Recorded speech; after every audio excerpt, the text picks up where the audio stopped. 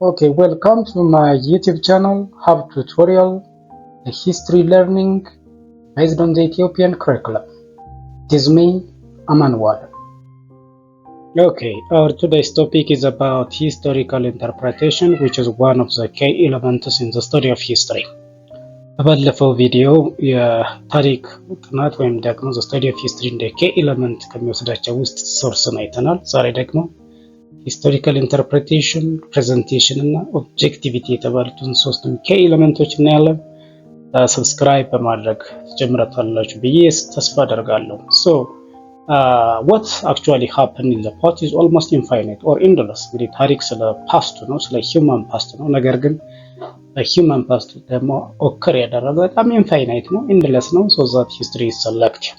so ያንን ሁሉ አግበስብስ ስላልሆነ ታሪክ መርጦ ያጠናል። It will select what is important to understand the past and the present and what is useful to shape our future። በዚህ የጥንቱን እና የአሁኑን አንደርስታንድ ለማድረግ የሚያግዘንና የወደፊት ዓለምን ወይም ደግሞ ፊውቸር ወርልድን ሼፕ ለማድረግ የሚያግዘን መርጦ ያጠናል ታሪክ። ለዚህም ታሪክ ምንድነው ማለት ነው? ሲስተማቲክ ነው። History is a systematic and objective study of the past እንላለን ማለት ነው። ሲስተማቲክ ያስባለው ምንድነው? It is systematic because historical study followed established rules, procedures and standards። የራሱ የሚባሉ ሲስተማቲክ የሚያስብለው የራሱ የሚባሉ established የሆኑ ህጎች፣ ሂደቶችና ስታንዳርዶችን የሚከተላቸው ስለሆነ። ሌላኛው history is considered as systematic because historians use specific basic methods። ሳይንስ የሚያሰኝ ወይም ደግሞ ሲስተማቲክ የሚያሰኘው የታሪክ ምሁራን የሚከተላቸው ውስን የሆኑ መሰረታዊ ዘዴዎች ወይም ደግሞ ስፔሲፊክ ቤዚክ ሜቶድስ አሉት ማለት ነው። so historical interpretation ማለት ምን ማለት ነው ካልን historical interpretation is a process by which we describe, analyze, evaluate and what create an explanation of past events። historical interpretation ማለት ፓስቱን በአንድ በኩል የምንገልጽበት፣ የምንተነትንበት፣ የምንፈትሽበት፣ የምንመረምርበት፣ ኢቫሉዌት የምናደርግበትና ስለ ፓስቱ ገለጻ ወይም ኤክስፕላኔሽን የምንፈጥርበት ወይም ክሬት የምናደርግበት ሂደት ሂስቶሪካል ኢንተርፕሬቴሽን ያስብለዋል ማለት ነው። And historical interpretation or interpretation of historical evidence involves clear understanding of the originality of sources and their meanings. so interpretation of historical evidence በራሱ ደግሞ ኢንቮልቭ የሚያደርጋቸው አንደኛው የሶርሶችን ኦሪጂናሊቲ አንደርስታንድ ማድረግ ነው። ሌላኛው ደግሞ ሶርሶች ወይም ኤቪደንሶች ለቆሙት ትርጉም ምን ማለት ነው የሚለውን መረዳትን ይጨምራል ማለት ነው። and it helps to avoid misrepresentation or wrong interpretation of historical evidence። ሌላኛው interpretation of historical evidence ለምን ያግዘዋል ስንል ለአንድ የታሪክ አጥኚ ሶርሶችን ኢንተርፕሬት ማድረግ በአንድ በኩል ሚስ ሪፕሬዘንቴሽንን አቮይድ እንድናደርግ፣ በሌላ በኩል ደግሞ ሮንግሊ ኢንተርፕሬት እንዳይደረጉ ሂስቶሪካል ሶርሶችን ይታደጋል ማለት ነው። ሌላው በሶስተኛ ደረጃ የምናገኘው key element in the study of history is presentation and the manner of presentation highly affected our quality of historical writing. so presentation አንዱ key element ነው። ፕሬዘንት የምናደርግበት ወይ ወይም ደግሞ ማነር ያንድ የታሪክ አጻጻፋችንን ጉዳይ ኳሊቲን በእጅጉ ተጽዕኖ ከሚያሳድሩ ጉዳዮች አንዱ ነው። so presentation by the way does mean making our findings accessible to our readers, audiences or the concerned body in different forms። እንግዲህ ፕሬዘንቴሽን ማለት ተደራሽ ማድረግ ማለት ነው፣ ማቅረብ ማለት ነው። አንዱ የሂስቶሪካል ስተዲ key element ነው። ለዚህ the way we present, the manner we present highly affected our quality of historical writing. and in the past no one bothered to support historical statement made by sources። በጥንት ጊዜ ስለ ታሪክ አጻጻፍ የነበረ አመለካከት ምንድነው? ሂስቶሪካል ስቴትመንት በሶርስስ ተደግፏል ወይም አልተደገፈም፣ ሰፖርት ተደርጓል ወይም አልተደረገም የሚለው አስጨንቋቸው አያውቅም፣ ቦዘር አድርጓቸው አያውቅም። rather ቦዘር የሚያደርጋቸው ወይም ደግሞ much emphasis የሚሰጡት ለምንድን ነው? much emphasis was given for the artistic and romantic value of historical writing። artistic value ነው፣ romantic value ነው more ክሬዲት የሚሰጡት ማለት ነው። ስለዚህ artistic way of writing history and the romantic way of writing history ምን ማለት ነው እናያለን ማለት ነው። So history writing was just taken out, writing of a fiction, writing of a novel. በዚህ ሂስትሪ እንደምንድን ነበር የሚቆጠረው? ያን እንደማንኛውም ልብ ወለድ፣ እንደማንኛውም ሊትሬቸር፣ እንደማንኛውም ኖቨል ራይቲንግ ነው የሚቆጠረው። So the artistic and romantic way of writing history has a primary goal of, for example, creating a compelling, morally instructive, aesthetically beautiful narration, often at the expense of these things. For example, at the expense of strict factual accuracy, source criticism, and analytical neutrality.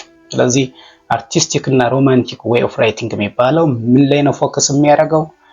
ፎርስፉል የሆነ ወይም ኮምፔሊንግ የሆነ ሞራል ኢንስትራክቲቭ የሆነ ወይም the one that teaches about morality and aesthetically beautiful narrative የሆነ ወይም ደግሞ በናሬቲቭ ሂደቱ በትረካ ሂደቱ ሰዎችን አትራክት ያደርጋል ወይስ አያደርግም የሚል ኤምፋሲስ ነው የሚሰጠው የአርቲስቲክ እና ሮማንቲክ ዌይ ኦፍ ራይቲንግ። often at the expense of what?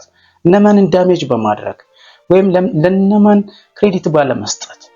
often at the expense of a strict factual information or again often at the expense of source criticism.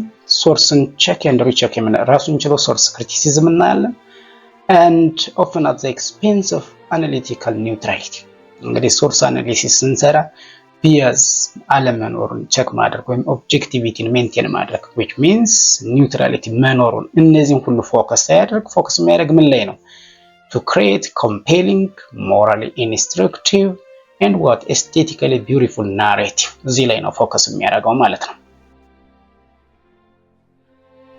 So the artistic side refers to history as a literature, and the romantic side views history as a moral instruction and national spirit.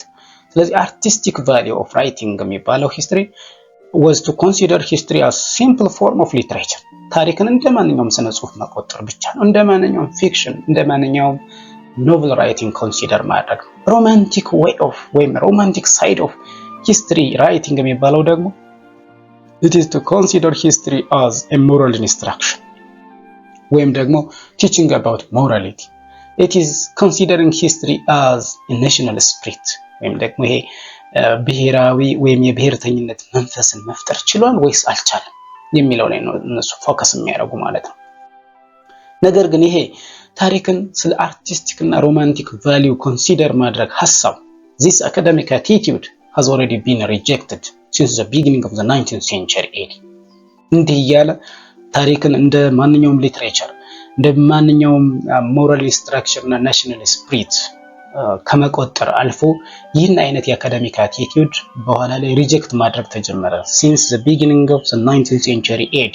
በተለይ ደግሞ እንግዲህ ራንኬ ሲመጣ ወደ ሁለተኛው ክፍለ ዘመን ወደ ሁለተኛው አጋማሽ 19ኛው ክፍለ ዘመን አካባቢ ስንሄድ ደግሞ ያለው ለውጥ አይተናል። ከዚህ ቀደም ስለ ራንኬ በሰራሁት ቪዲዮ ማለት ነው ሂስቶሪዮግራፊ ላይ።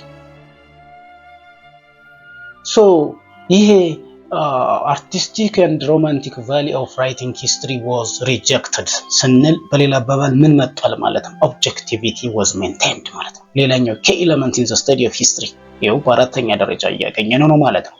so what is objectivity?